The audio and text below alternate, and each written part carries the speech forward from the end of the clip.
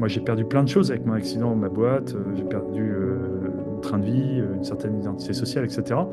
Tu pourrais me dire, bah, t'as plus envie de te battre là-dessus. Bah, j'ai envie de me battre pour l'amour.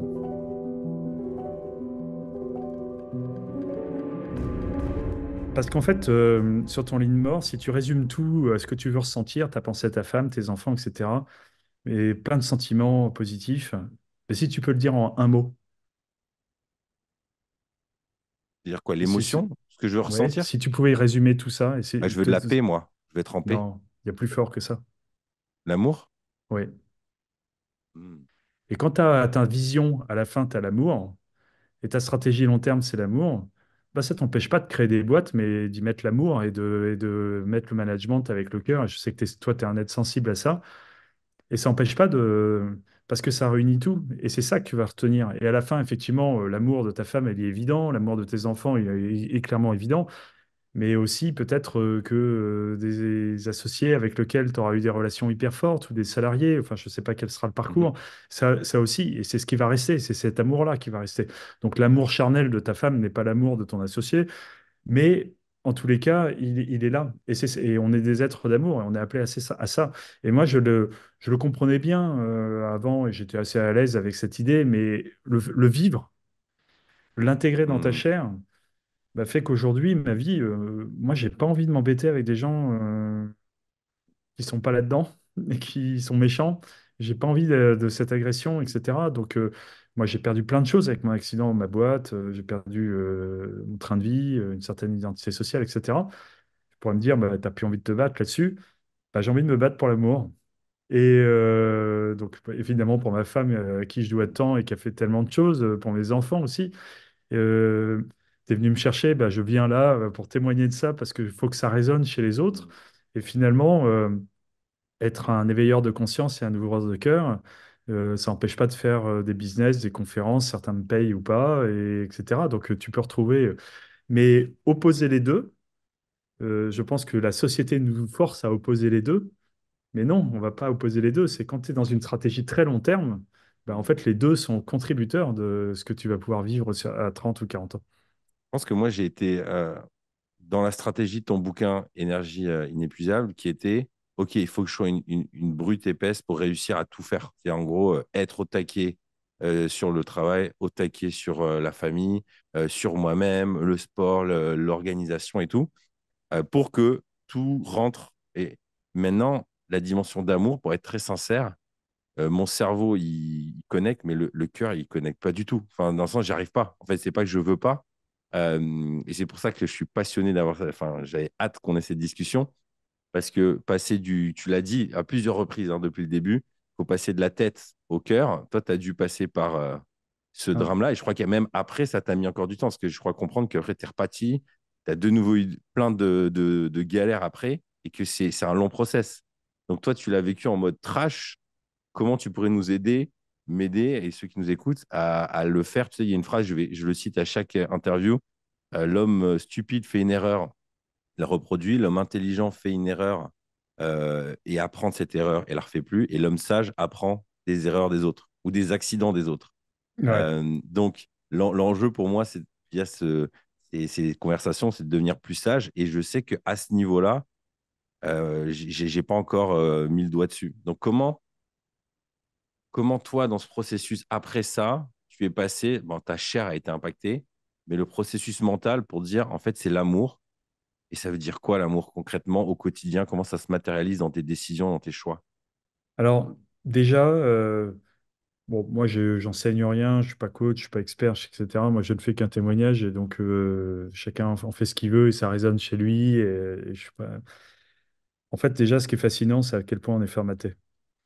C'est-à-dire que moi, je sors du coma, je fais 5 semaines de rééducation pour apprendre à parler, à marcher, à éduquer mon cœur, etc. Et 5 semaines et 2 jours plus tard, je suis au bureau, quoi. Tu crois ça? Et en voyant pas le problème et en étant omnubilé pendant tout l'été, puisqu'on est début juillet, et on part en vacances pour redevenir comme avant. Moi, j'ai aimé ma vie d'avant, j'adorais ma vie d'avant, et, pour toutes les raisons qu'on a déjà évoquées. Donc, je voyais pas pourquoi je devais en changer. Et effectivement, il a fallu que derrière, après avoir repris mes fonctions dans mon entreprise, je craque en dépression, que je lâche tout parce que je n'étais plus capable physiquement, que je m'aperçoive que j'avais des troubles de l'équilibre, que je buguais le soir, que j'étais incapable de suivre des conversations, que du coup, je me remets au vélo en voulant redevenir comme avant sur le vélo et que je me prends une gamelle et je me fracture les deux poignets. Donc, je fais l'expérience pas de poignet. Que quelques mois plus tard, ma femme me fait plaisir, elle m'emmène à la montagne pour pouvoir profiter un peu de la neige et du ski, parce que du coup, j'ai pas pu faire de ski de la saison avec les poignets pétés, et j'avais encore les attelles, et là, mon ski qui tape dans un caillou, et hop, soleil, et là, je me casse l'épaule gauche et la main droite, pour finir aux Invalides, à faire des tests d'Alzheimer, et que le docteur qui me reçoit me dit, vous êtes touché, vous avez un bug, les fonctions exécutives sont touchées. Et maintenant, il y a un avant et un après. Vous ne reviendrez jamais comme avant. Il va falloir accepter, il va falloir faire le deuil de vous-même. Ça m'a pris un an, un peu plus d'un an Waouh. pour Le ouvrir deuil les de yeux. Et vous-même. La phrase, elle est forte. elle est puissante. Et derrière, ça veut dire quoi faire le deuil de soi-même? Bah ouais. Je vais essayer de rester sur ta première question, comment on passe du cerveau au cœur, mais ça, c'est un univers dans lequel j'ai beaucoup, beaucoup appris. Donc tout ça, c'est un long processus. Et, euh, et donc de découvrir après, avec le travail psychologique, etc., ben oui, moi j'étais dans la performance. D'ailleurs, le premier livre dont je change pas une ligne, parce qu'il était très bien, est adapté à ceux qui ont 20 ans, 30 ans, qui veulent créer une famille, fonder. Bah oui, allez-y. De toute façon, à un moment donné, si tu te mets pas là, si tu y vas pas, il se passera rien, quoi. Donc, Mhm. mais en revanche, en vieillissant, bah, faut s'adapter, faut s'apprendre à s'écouter, et il faut changer un peu moi, j'ai pas été capable de faire ça et ça m'a coûté cher. Et donc, en fait, en découvrant derrière avec le cœur, les ressentis, les émotions, bah, tu découvres un deuxième truc, c'est que on est des atrophiés du cœur. Tu fais des écoles de commerce qui te forment à être performant intellectuellement dans le cerveau. Moi, j'étais un être cérébral qui cochait toutes les cases. Et en fait, le cœur, on en fait quoi? Ben, on n'en fait rien. Et pourtant, il a une puissance incroyable. Et j'aime bien utiliser la symbolique. Tu sais, quand je suis dans le coma, j'ai le cœur et le cerveau qui fonctionnent parce que tous les autres organes sont endormis, ils te baissent la température sous les 35 degrés. Et j'aime bien cette symbolique parce que bien sûr, on a besoin de tous les organes, mais tu t'aperçois qu'il y en a un qui est plus puissant que l'autre. Parce qu'il y en a un qui peut vivre sans l'autre. Et que le cœur a cette puissance-là. Et c'est quoi la puissance du cœur? Et là, moi, intuitivement, parce que je reste un être intuitif, j'ai commencé à me chercher là-dedans et dans la puissance du cœur. Et tu vois que le cœur, c'est la source de toutes ces émotions et pas du tout le cerveau droit comme tu as appris. Ça, c'est un énorme bullshit managérial des années 70. C'est une fake news, comme on dit maintenant. Tes émotions, il faut apprendre à les qualifier. Moi, la première fois que ma psychologue elle m'a dit, mais votre émotion, elle est positive ou négative, ben, je sais pas vous répondre. Mes émotions, elles étaient sous une plaque de béton et avec toute mon histoire et je voulais pas les écouter. Mais la plaque de béton, ventilée, dispersée façon puzzle, comme dirait l'autre. Euh, et donc, eh ben oui, ben, je sais pas. Eh ben, on apprend. Et puis maintenant, mettez des mots, qualifiez vos émotions. Et puis, quand vous rencontrez quelqu'un, qu'est-ce que vous dit votre cœur? Apprendre à écouter son cœur. Et en fait, faut créer des écoles du cœur, des écoles de formation du cœur. Et en fait, bah, ton cœur, il t'emmène. Il y a d'abord, je suis certain, dans les gens qui nous écoutent, des gens qui sont des pros du cœur et qui sont nés là-dedans. Moi, je suis admiratif de vous parce que vous avez beaucoup d'avance. Et pour des êtres cérébraux comme David et moi, bah, Mhm. ça prend du temps.